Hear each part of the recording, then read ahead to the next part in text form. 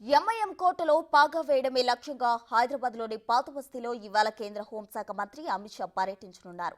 సాయంత్రం 7:40 హైదరాబాద్కు చేరుకుని అమిత్ షా 7:55 లాల్ దర్వాజా మహంకాళి అమ్మవారిని దర్శించుకోనున్నారు. అనంతరం లాల్ దర్వాజా నెహ్రూ విగ్రహం నుంచి సుధా టాకీస్ వరకు అభ్యర్థి మాధవీలతకు మద్దతుగా రోడ్ షో నిర్వహించనున్నారు. రాత్రి 8 గంటల నుంచి 9 గంటల వరకు అమిత్ షా రోడ్ షో జరగనుంది. అనంతరం రాష్ట్ర బీజేపీ కార్యాలయంలో ముఖ్య నేతలతో సమావేశం కానున్నారు అమిత్ షా.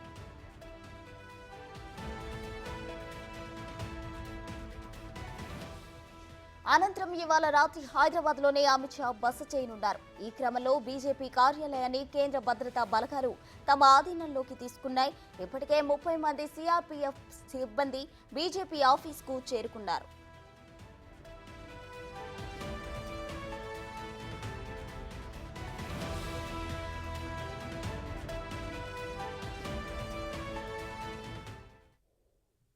మరిన్ని వివరాలు మా ప్రతినిధి వెంకట్ అందిస్తారు. వెంకట్, చెప్పండి. అయితే బీజేపీ అభ్యర్థి మాధవీలతకు మద్దతుగా అమిత్ షా రోడ్ షో నిర్వహించనున్నారు. దీనికి సంబంధించి అధికారులు ఎటువంటి భద్రతా బలగాలను ఏర్పాటు చేశారు? పూర్తి డీటెయిల్స్ ఏంటి వెంకట్?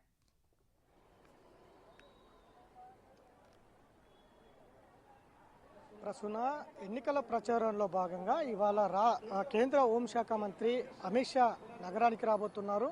పాత బస్తీలో ఇవాళ భారీ రోడ్ షోలో ఆయన పాల్గొనబోతున్నారు. బీజేపీ అభ్యర్థి మాధవి లతకు మద్దతుగా ఇవాళ పాత బస్తీలో ప్రచారం చేయబోతున్నారు.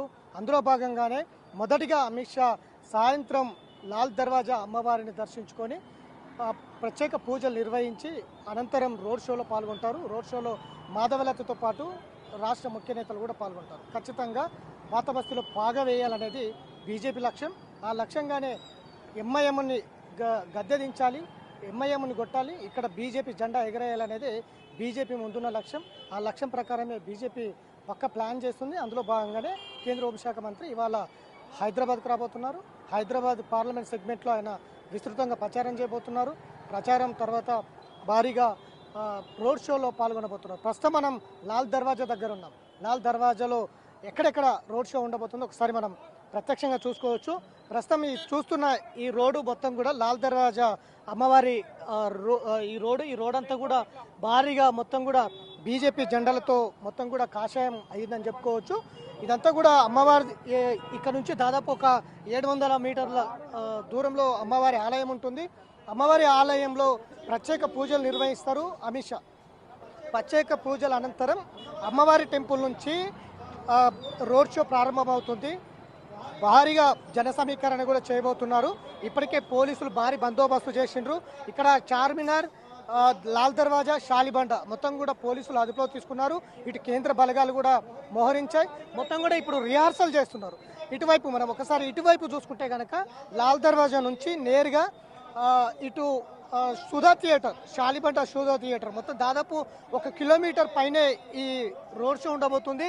పోలీసులు ఇప్పటికే ఇదంతా కూడా ట్రాఫిక్ కావచ్చు, ఈ మొత్తం ఇక్కడ ఉన్నటువంటి చిరు వ్యాపారులు కావచ్చు, షాప్స్ కావచ్చు, ఇవన్నీ కూడా మధ్యాహ్నం వరకే మీరు చూసుకోవాలి.